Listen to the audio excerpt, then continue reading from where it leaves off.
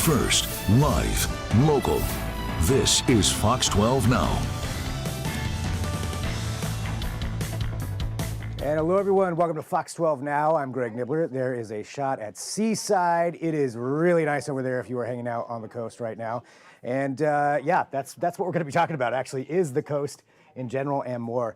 Again, thank you for joining us. We are live streaming here every weekday, starting at 1 p.m. Pacific. We are on our website, on our apps, on our social media channels. So lots of places to find us and share the show. Thanks for doing so if you are. But right now, we are talking about something that you've probably seen a lot of people posting about, and that is king tides. King tides happening out at the Oregon coast.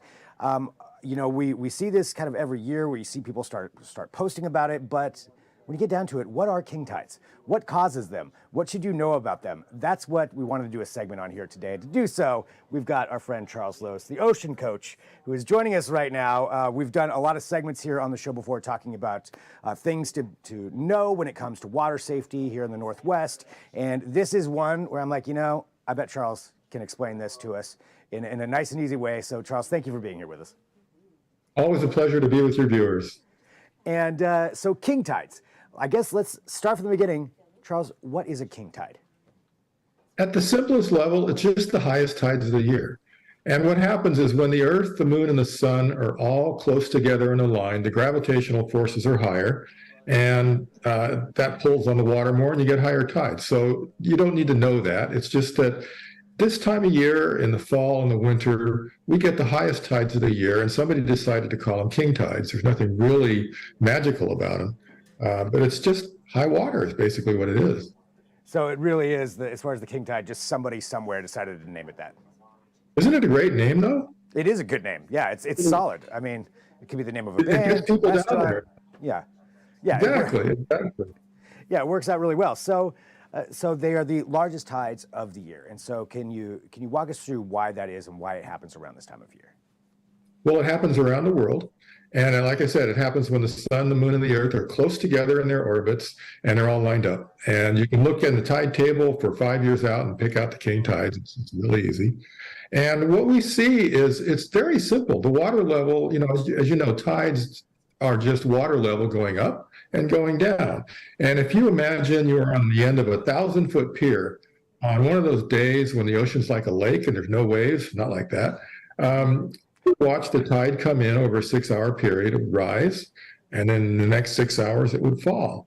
Now on a king tide, it rises higher than it ever does. It can rise a good couple feet higher than it ever does. So it's important to note that the king tide happens regardless of what the waves are doing. We have a flat lake of an ocean, you still get the king tides. Now what you've been showing on your videos, the dramatic footage of our winter surf, which really tends to be powerful.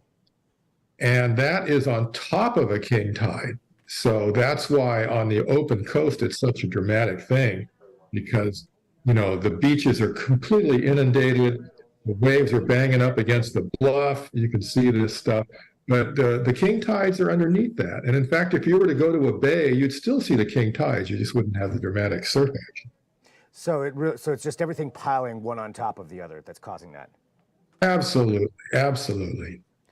So, and this is what somebody will see. So you mentioned that, you know, if you have both of those happening at the same time, you'll see this. But, you know, looking at it for what people will see when they head out to the coast, because I know a lot of people want to go watch the king tides.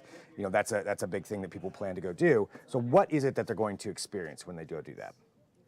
Well, they're going to see higher water levels and probably winter storm surf on top of it. So they're going to see spectacular waves crashing on the beach, going up very high. And I encourage them to go to the bays and look at that, because what you might see is flooded parking lots. Excuse me, some of the park benches will be flooded. The launch ramps will be flooded. And the water really comes up pretty high. In fact, if you could flash one of those pictures on, that'd be great. There you go.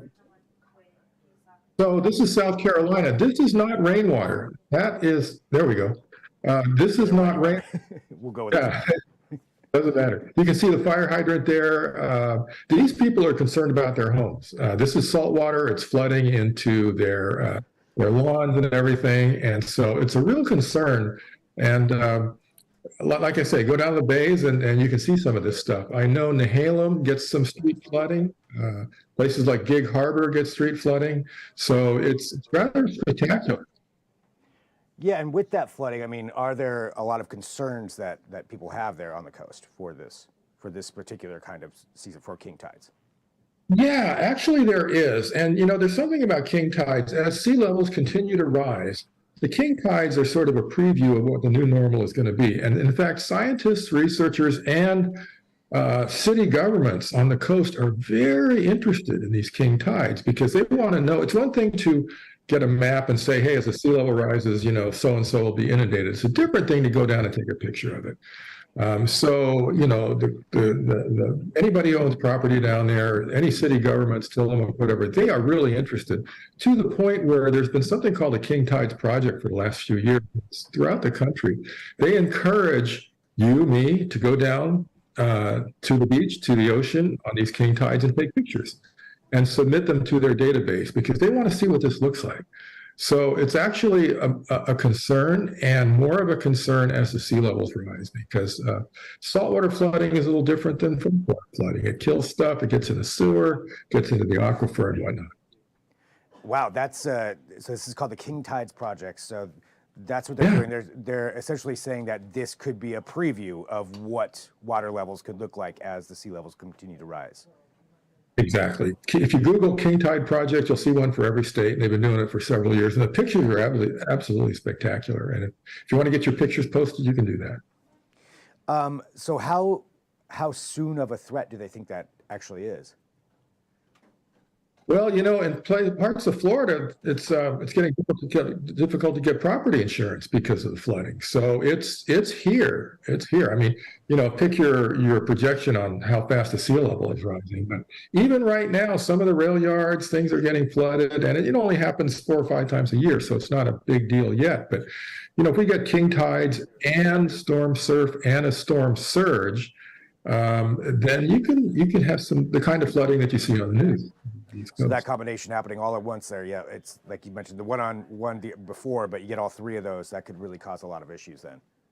Yeah. And people need to be careful. Go down to the beach, enjoy it, take your pictures, but stay off the beach most of the time because the waves are going to come clear up to the foot of the bluff. And all those logs that have been sitting there all summer, they will get dislodged, they'll roll around, they become battering rams. You get a lot of sneaker waves. Be really careful. I lost a boat to a king tide once, Greg. When I was back in high school, I had a little rowboat on the beach way up above the high tide line. It was chained to a stake. I wasn't paying attention. King tide, big surf. It rattled that boat around until the chain broke, took it out of the waves, and just demolished it. So, yes, the king tides can do damage. I can vouch for that. Yeah, that sucks about your boat.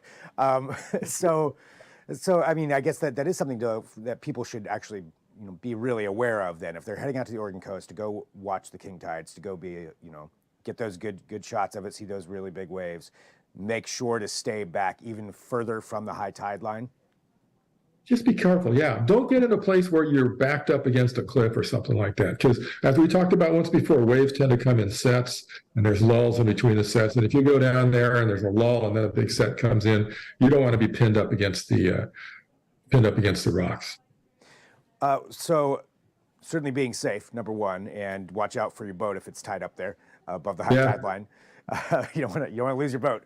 But looking at it for the season of this, as you mentioned, you can predict it going out for quite a ways. So I know we just got through one season, I guess, if you will, or one spell here of king tides. When is the next one, and what do you think people should do to really, make the most of it? December 13th through 15th, January 11th through 13th, and February 8th through 10th. These will coincide with the full and the new moons, and there's plenty of press about this when those tides are going to be. So you can plan your trip and go down there and show your kids. Millennials are really concerned about sea level rising and all that, and say, hey, look, this might be the space of the future, and they're really concerned about it. So it's a really interesting thing to do. Just to talk about that one more time too, because I do think that's really fascinating that this is the preview, potentially the preview of what could be the normal for tides. Yeah. And looking at it from the Oregon coast standpoint, do you know if cities or governments are working on planning for that based on what they're seeing right now? As far as I know, they definitely are. Yeah. They have streets that they're concerned about. They have parking lots that they're concerned about, parks that they're concerned about. And of course, if you own a house down there, you're really watching this stuff. A lot of people are down there sweating a little bit right now. Well, and to reiterate one more thing too, you mentioned the King Tide Project. You know, a lot of people are going out there to the coast, taking pictures of the king tides and videos. I've seen a bunch that people post, even of my friends and all over the place. But there's a way that they can use those to help out this project. Can you tell them how to do that? Go to the King Tide, just Google King Tides Project. You'll find the Oregon or the Washington ones immediately, and they have a very clear procedure for just emailing your pictures. And you'll get credit for them, and it goes into the database, and they'll use them. That's great. Well, Charles, anything else you think that people should know? Once again, the ocean is ever fascinating, and grab your kids and go down there and experience this stuff. The world is changing very rapidly. You are with every other coastal dweller around the world seeing the same thing. So go down there, be safe, enjoy it, and take some pictures. And for everyone out there to follow along with what you do, can you tell them how to do that? I teach power boaters how to take their boats out onto the ocean. River boaters have been out there forever. They've got one eye on the ocean. They don't know how to cross the bar and deal with the tides and the currents. I teach them how to do that. TheOceanCoach.com. I'd be happy to talk to anybody about that. Okay, Charles, always great to have you on here to talk about all of this and educate everybody about what's going on the waterways here in the Northwest. And now we know more about king tides. So be careful when you go watch them, but definitely go check them out. Absolutely. All right, Charles, thanks so much. Thank you.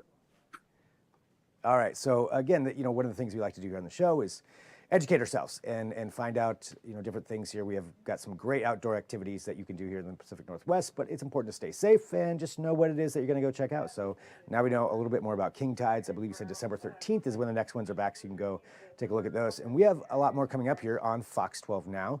So depending on what channel you're watching on, what platform you're watching on, if you're on social media and you're watching live, this video will end here in a minute. We'll be back at 1:30 p.m. with a Portland local icon, and that is Portland Elvis. If you have ever been to Saturday Market, you most likely have seen the guy in the Elvis costume performing there. He doesn't look like Elvis, but it's still very entertaining. And he's done a lot of other things. He's been a wrestler in town. He was on Jay Leno. He's in Portlandia. Just so many things.